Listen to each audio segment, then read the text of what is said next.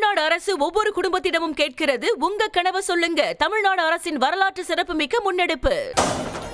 உலக புகழ்பெற்ற அவனியாபுரம் ஜல்லிக்கட்டு இன்னும் சற்று நேரத்தில் தொடங்க இருக்கக்கூடிய நிலையில காலை முதலே நமது செய்தியாளர்கள் களத்திலிருந்து கள விவரங்களை வழங்கிட்டு இருக்காங்க. இந்த தருணத்துல ஜல்லிக்கட்டு களம் எப்படி இருக்கு என்பது குறித்து விவரிப்பதற்காக இணைப்பில் இணைந்திருக்கிறார் செய்தியாளர் ராஜேஷ். அவரிடம் பேசலாம்.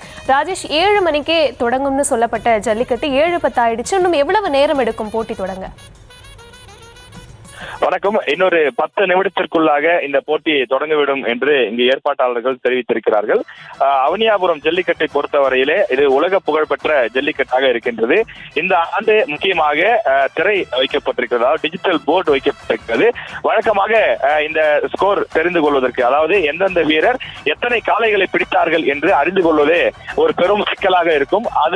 அது போன்ற சிக்கல்கள் இருக்கக்கூடாது என்பதற்காகத்தான் இந்த ஆண்டு டிஜிட்டல் திரை வைக்கப்பட்டிருக்கிறது. இதன் மூலமாக யார் யார் எத்தனை காளைகளை பிடித்திருக்கிறார்கள் என்பதை நாம் விரிவாக தெரிந்து கொள்ள முடியும்.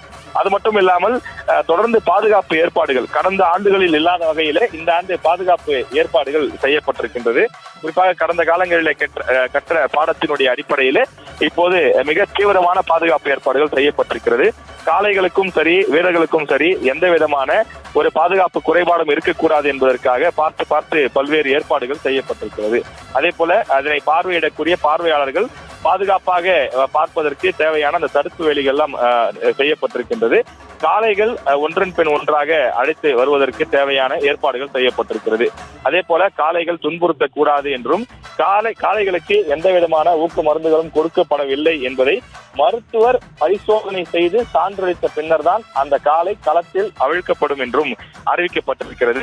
அதே போல வீரர்கள் களத்தில் இறங்கி இருப்பதை நாம் பார்க்கிறோம். மஞ்சள் நிற டிஷர்ட் அணிந்து சுமார் 50 பேர் முதல் சுற்றிலே இறங்கி இருக்கிறார்கள். மொத்தமாக ஒரு 10 அல்லது 11 சுற்று வரை நடைபெறுவதற்கான வாய்ப்பு இருக்கிறது. மொத்தமாக 500 முதல் 600 வீரர்கள் இந்த ஒரு நாள் நடைபெறக்கூடிய இந்த போட்டியிலே பங்கெடுக்க இருக்கிறார்கள். இதில் சிறந்ததாக, அதாவது அதிக காளைகளை பிடித்து முதலிடம் பிடிக்கக்கூடிய வீரர்களுக்கு கார் பரிசு வழங்கப்பட இருக்கின்றது. சிறந்த மாடு, அதாவது எந்த ஒரு வீரரையும் தொடவிடாமல் களத்தில் நீண்ட நேரமாக நின்று உறுதியோடு தீரத்தோடு விளையாடக்கூடிய அந்த காளையினுடைய உரிமையாளருக்கு டிராக்டர் பரிசு வழங்கப்பட இருக்கின்றது. விவசாயிகளுடைய அந்த கோரிக்கையினை ஏற்று தற்போது கடந்த ஆண்டு முதல் டிராக்டர் வழங்கப்பட்டு வருகின்றது. இந்த உலக புகழ்பெற்ற அவனியாபுரம் ஜல்லிக்கட்டு போட்டியை பார்ப்பதற்காக வெளிநாடுகளை சார்ந்தவர்களும் சில பேர் வந்திருப்பதை இங்கே பார்க்க முடிகிறது. பாதுகாப்பு அம்சங்களோடு அரசு துறையினுடைய நேரடி கட்டுப்பாட்டிலே இந்த போட்டி நடைபெறுகிறது.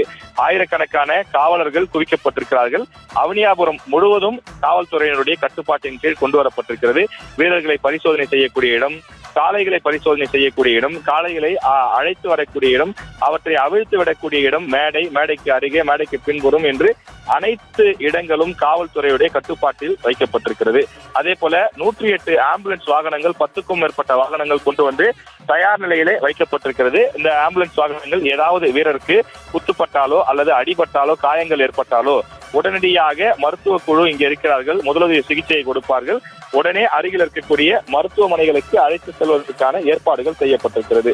இந்த உலக புகழ்பெற்ற அவனியாபுரம் ஜல்லிக்கட்டு போட்டியில் பங்கெடுப்பதற்காக நூற்றுக்கணக்கான காளைகள் வந்திருக்கின்றன.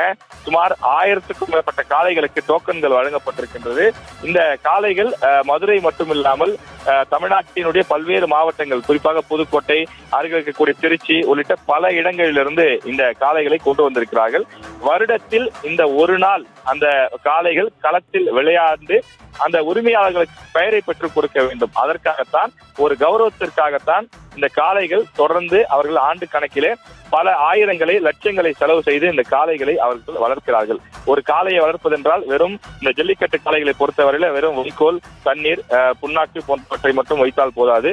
அவற்றுக்கு தேவையான சத்து மிக்க பலவிதமான அந்த ஊட்டச்சத்து பொருட்களை கொடுப்பார்கள், திணை வகைகளை கொடுப்பார்கள், பாதாம், பிஸ்தா உள்ளிட்டவற்றையும் கொடுக்கின்றார்கள். அப்போதுதான் மாடு மிக உறுதியாக வளரும், அதே போல கம்பீரமாக இருக்கும் என்பதற்காக என்னென்ன விஷயங்களை செய்ய வேண்டுமோ அதனை செய்கின்றார்கள். தங்களுடைய வருமானத்தில், உழைப்பில் பெரும் பகுதியை இந்த மாடுகளை வளர்ப்பதற்காகவே செலவிடுகிறார்கள். இது வெறும் ஒரு விளையாட்டு அல்ல, வெறும் பொழுதுபோக்கு அல்ல. எத்தனையோ விளையாட்டுகள் இருந்தாலும் இந்த ஒரு விளையாட்டை மட்டும்தான் தமிழர்கள் வீர விளையாட்டு என்று சொல்கிறோம். ஏனென்றால் கர்ணம் தப்பினால் மரணம் என்பது போல சற்று தவறினால் கூட உயிரே போய்விடும். பல வீரர்கள் இந்த களத்திலேயே உயிரிழந்திருக்கிறார்கள். ஆனாலும் கூட அடுத்தடுத்து வரக்கூடிய வீரர்கள் கொஞ்சமும் பயப்படாமல் அவர்கள் இந்த காளைகளை அடக்குவதற்காக இந்த மண்ணிலே இந்த களத்திலே அவர்கள் இறங்கக்கூடியதை நாம் பார்க்கின்றோம். ஜல்லிக்கட்டை பொறுத்தவரையிலே சுமார் 2000 ஆண்டுகளுக்கு முந்தைய வரலாறுகள் இருக்கிறது, கல்வெட்டுகள் இருக்கிறது, பல சின்னங்கள் இடம்பெற்றிருக்கின்றது. எனவே இந்த ஜல்லிக்கட்டு தற்போது பல வடிவங்களாக மாறி இருந்தாலும் கூட பல ஆயிரம் ஆண்டுகளுக்கு முன்பே உலகிற்கு காளைகளை அடக்கி வீர விளையாட்டாக ஜல்லிக்கட்டை தமிழர்கள் பறைசாற்றி இருக்கிறார்கள். அதனுடைய தொடர்ச்சியாக இன்று இன்னும் சற்று நேரத்தில் அவனியாபுரத்தில் ஜல்லிக்கட்டு போட்டிகள் தொடங்க இருக்கிறது.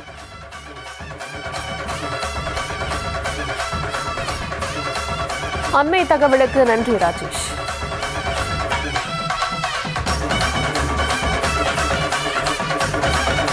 தமிழ்நாடு அரசு ஒவ்வொரு குடும்பத்திடமும் கேட்கிறது, உங்க கனவை சொல்லுங்க. தமிழ்நாடு அரசின் வரலாற்று சிறப்புமிக்க முன்னெடுப்பு.